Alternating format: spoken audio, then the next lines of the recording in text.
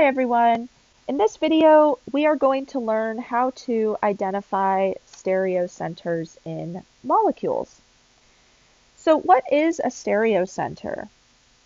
Well, a stereocenter is an atom with 4 different substituents or groups coming off of it. And the substituent can be a lone pair, although nitrogen lone pairs don't count for this. Other lone pairs can count though. So let's actually draw an example of a molecule that has a stereocenter. We're going to draw the molecule ibuprofen.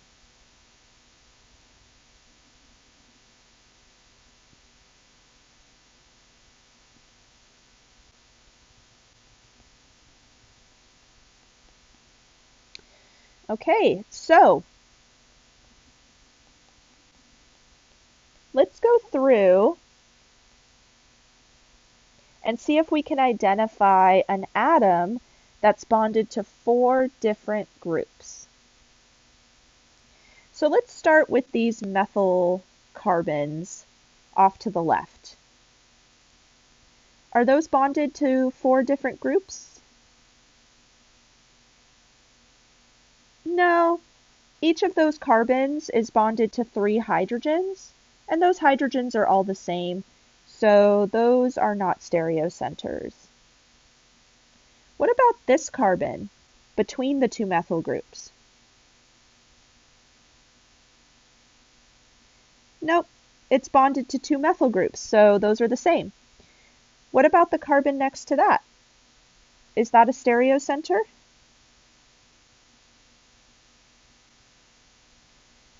No, it has 2 hydrogens that we're not showing right now, but those 2 hydrogens are the same, so that doesn't count either.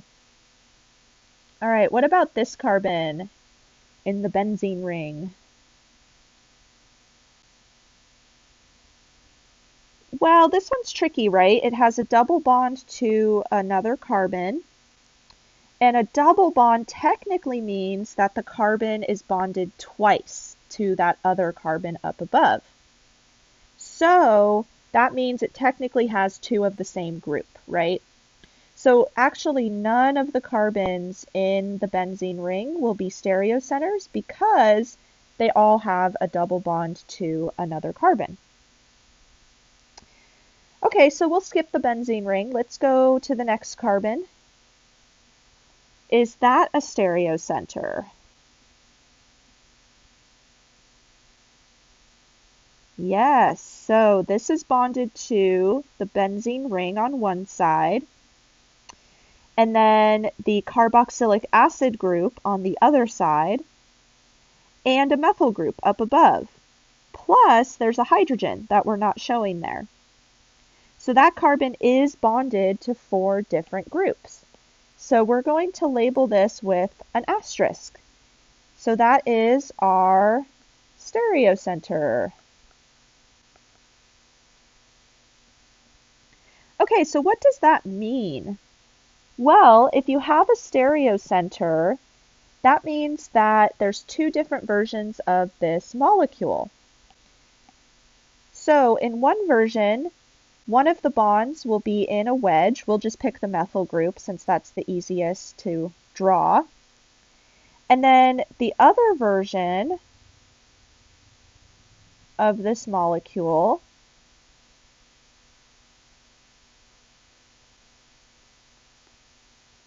has a dash for that same methyl group. And I'll label that same carbon there with an asterisk. So these are our 2 different versions of the same molecule. Now, at the drugstore, if you buy ibuprofen, you're buying a 50-50 mix of wedge versus dash. So in this case, the stereocenter isn't a huge deal, but there are other drugs where this is a really big deal because it can affect how the drug interacts with your body. So let's actually look at a couple more examples. All right, so in the first example,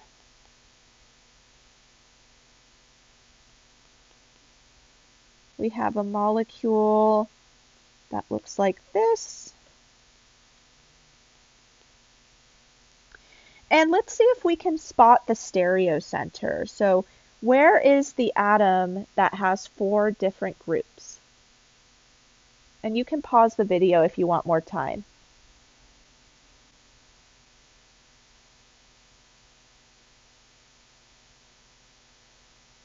So the stereocenter is right in the middle. So that carbon is bonded to this group on the left, this group on the right, an NH2 group, and an invisible hydrogen that we did not draw since this is the bond line structure.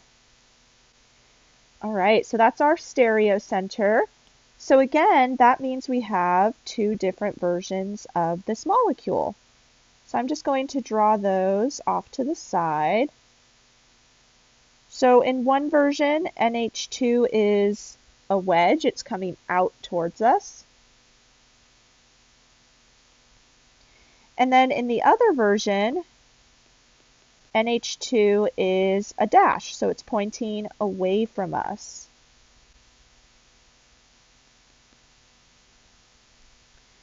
So the top molecule, where NH2 is a wedge, that molecule can actually kill you.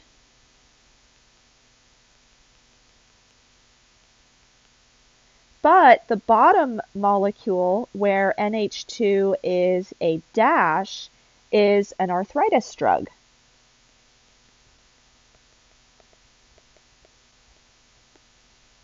So it can actually help you. So you want to know whether that NH2 is a wedge or a dash. It's very important. And we need a way to identify whether we have a wedge or a dash. Now, another example of why this is important is the following molecule. So the molecule that I'm drawing is actually an anti-nausea medication for pregnant women. And this was used pretty heavily in the 50s and I believe into the 60s. And this does have a stereocenter right here. So you can either have a wedge or a dash along the bond there. Now, initially, this drug was sold as a mixture, and it was causing birth defects. So enough women and doctors, etc., they finally sued the company that made this drug, and it was discovered that that stereocenter was really important. So a mixture of this drug, which is called thalidomide,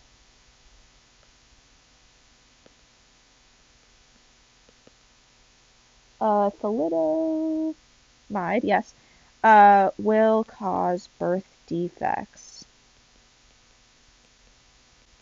So scientists needed to find a way to separate the wedge version of this molecule from the dashed version of this molecule.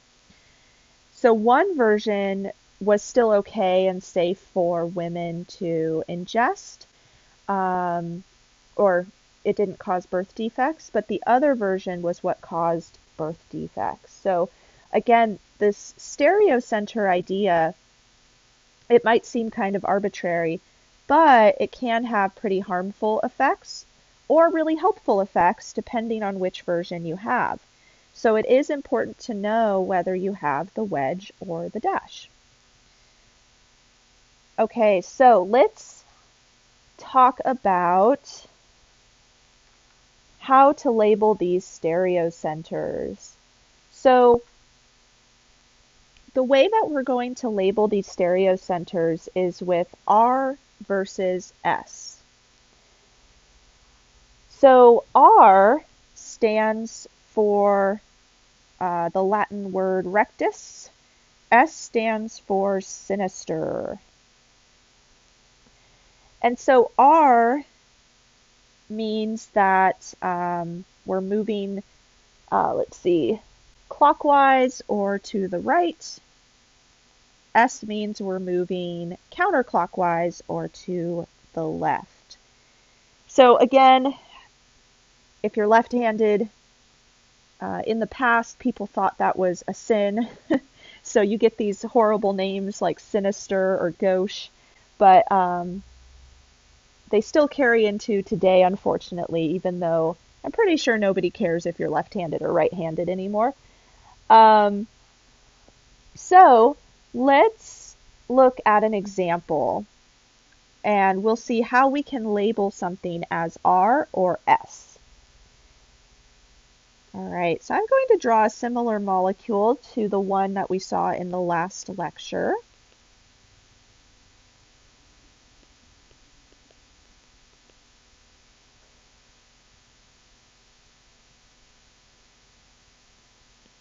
Okay, so we've got our different halogens bonded to a carbon, and hydrogen is our last atom there. So what we do when we're trying to identify what type of stereocenter we have is we rank each of the atoms that our stereocenter is bonded to. So we're going to rank the atoms bonded to the stereocenter from highest mass,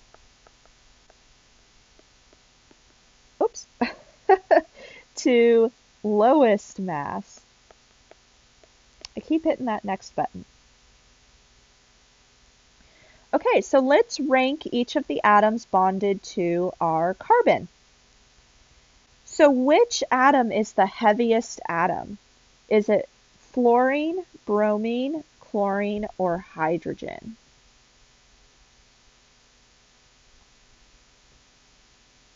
Bromine. So bromine is the heaviest atom. And so you might need a periodic table when you're doing this.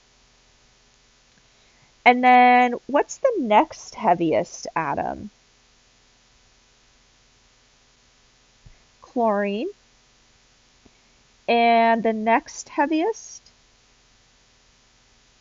Fluorine. And then I guess which one is the lightest atom? Hydrogen. Okay, so that tells us that bromine has first priority.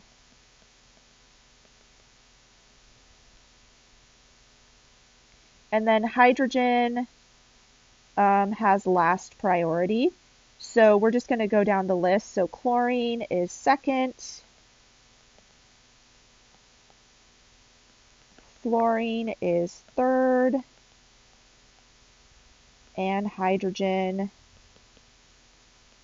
is fourth. Okay, so now that we have those ranked, we're going to draw a circle going from number 1 to number 2 to number 3. So I'll do that in red. All right, so are we going towards the left or towards the right? Or another way to think of it is, are we going clockwise or counterclockwise?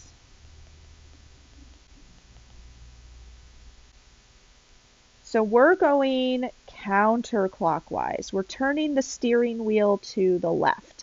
And I do like to think of this as a steering wheel. So we're turning to the left. So we would label this stereocenter as an S stereocenter. Now, we're going to add this S in front of the name for this molecule. So this is called S, and we put that in parentheses, followed by each of the substituents in alphabetical order. So we would have S-bromo, dash chloro dash fluoro, and we would end this with methane, although I'm running out of room, so I'm just going to write that down below. So that is the name of that molecule. Now, if those substituents were in a slightly different position, so maybe if the chlorine and the bromine were switched, then this would be an R stereocenter, and our circle would go towards the right. So S and R are very important for certain molecules that have a stereocenter, because remember, one version might kill you and one might help you. All right, so I do have a chart on Canvas that helps a lot with kind of stepping through how to assign R versus S for a stereocenter. So this is under Modules Week 5, under Worksheet, and this is called the Stereochemistry Handout. So let's step through this a little bit. So the first page is all about isomers, and we have talked about constitutional isomers, and now we're talking about stereoisomers. Now you'll notice that there are a few other listings underneath. Don't worry about those for now, we'll talk about those later. On the second page of this handout is a list of rules for assigning R versus S stereochemistry. All right, so number 1, identify an atom, which is usually carbon, that has 4 different substituents attached to it.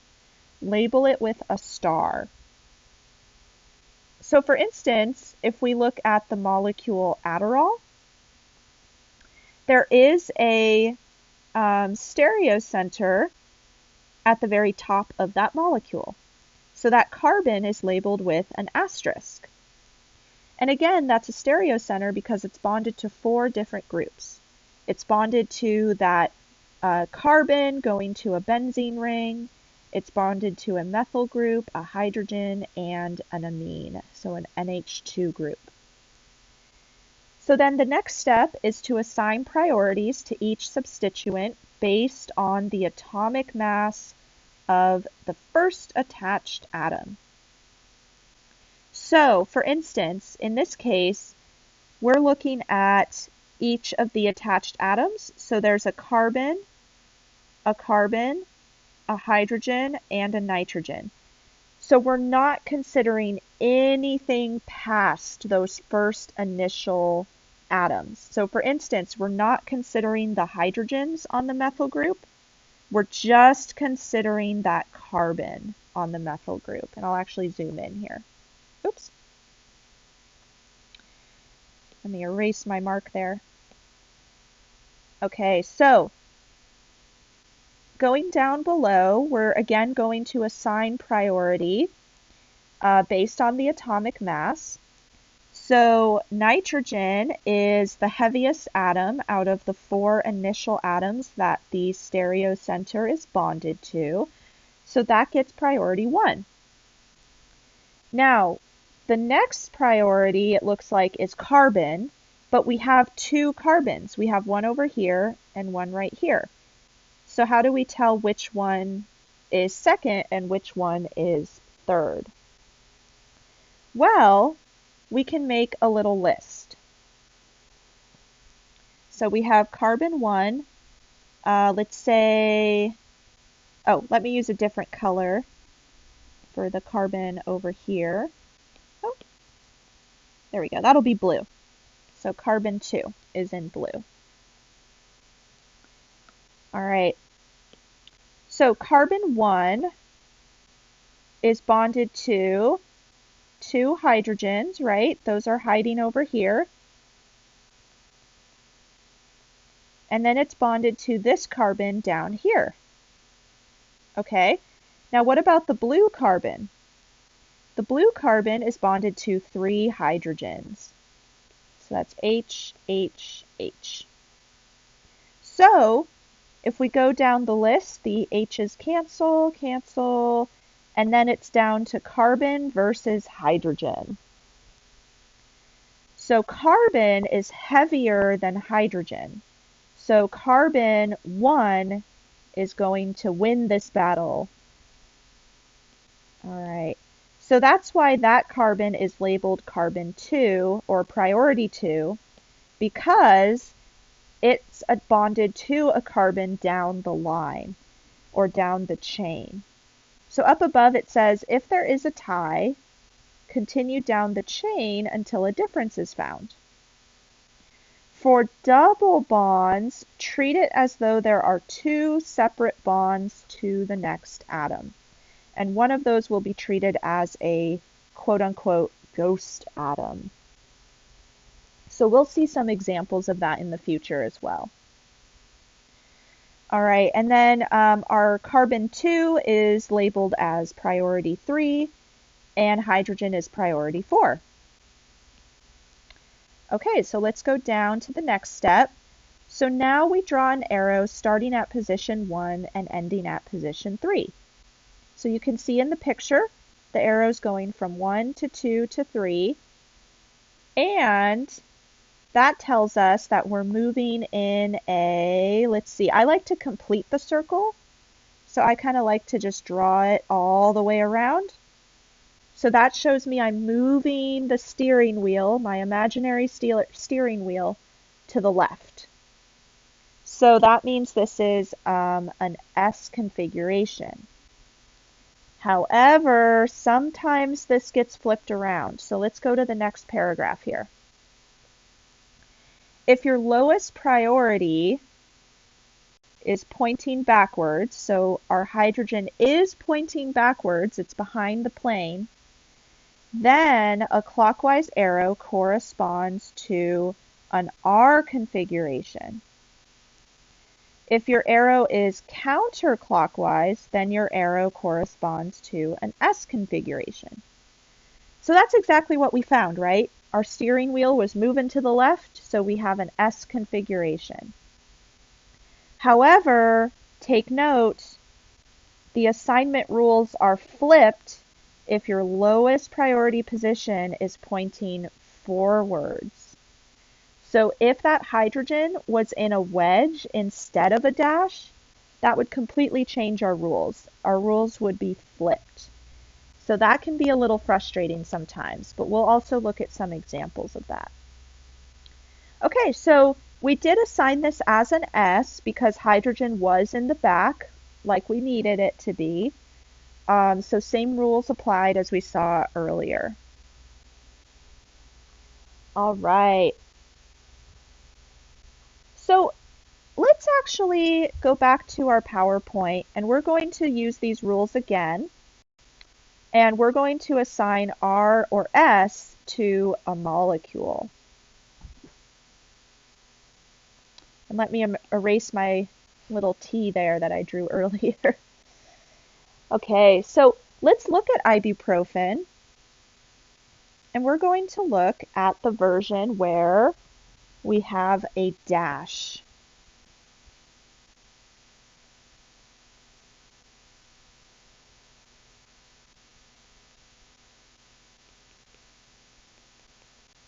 And I'll draw the methyl group there so we can see it.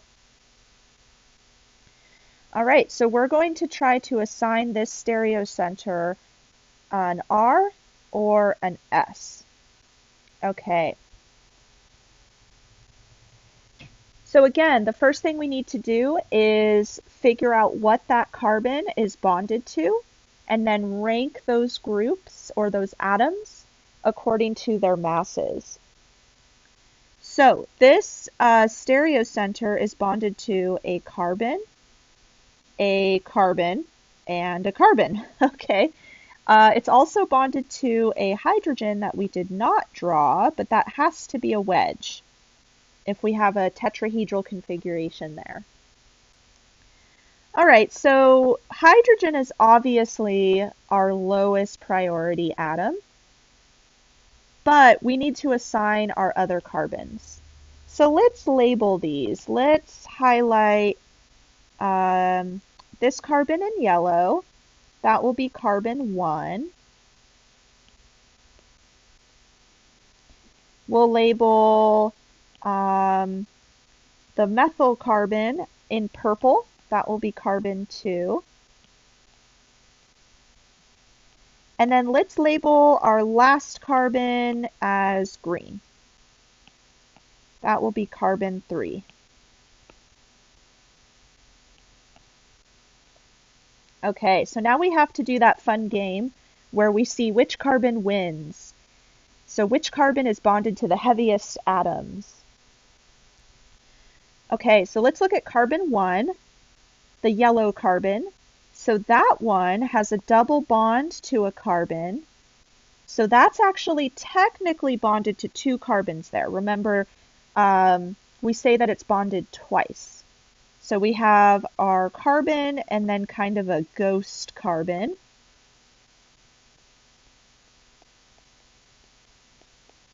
But it still counts as a regular carbon. And then that yellow carbon is also bonded to a carbon down there. But that's a single bond, so that's just a single carbon. All right, now let's look at the purple carbon. So that one's easy, it's only bonded to hydrogens, so we'll just draw 3 hydrogens here. And then carbon 3, the green carbon. That one is bonded to an oxygen. And then it has a double bond to another oxygen. So it's technically bonded twice to that oxygen. So we have our original oxygen and then a ghost oxygen. So again, those ghost carbons and ghost oxygens, those are due to a double bond.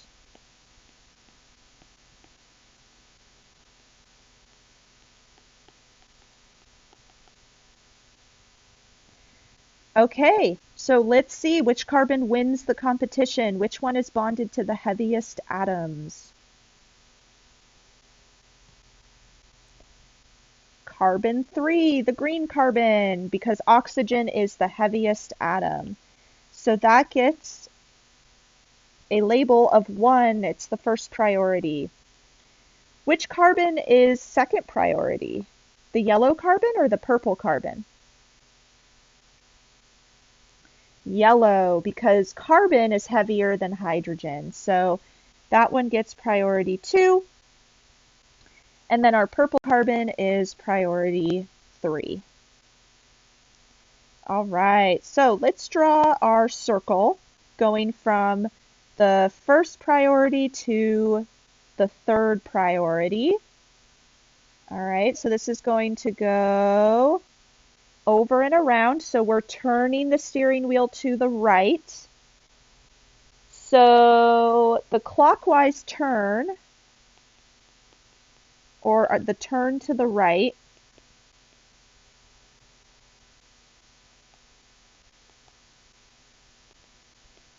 would tell us that we have R or S. R. But is hydrogen in the back? No, hydrogen is in the front. So now we have to flip our rules.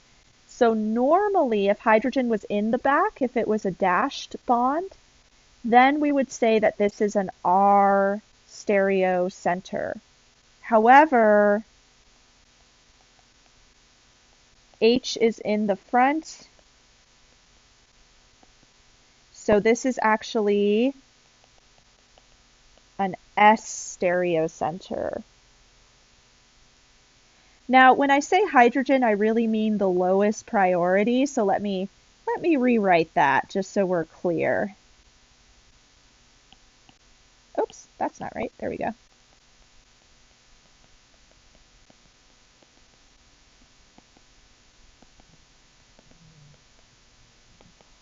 All right, so normally this would be an R conformation, but our lowest priority atom is in the front, so it's actually an S conformation. So again, that can get a little tricky at times, But we'll do more examples in the next couple of lectures, so you'll get a lot of practice with this. There is also there's a few skill builder exercises in your textbook that you can work through that will also help you with R or S assignments. I highly encourage you to work through those.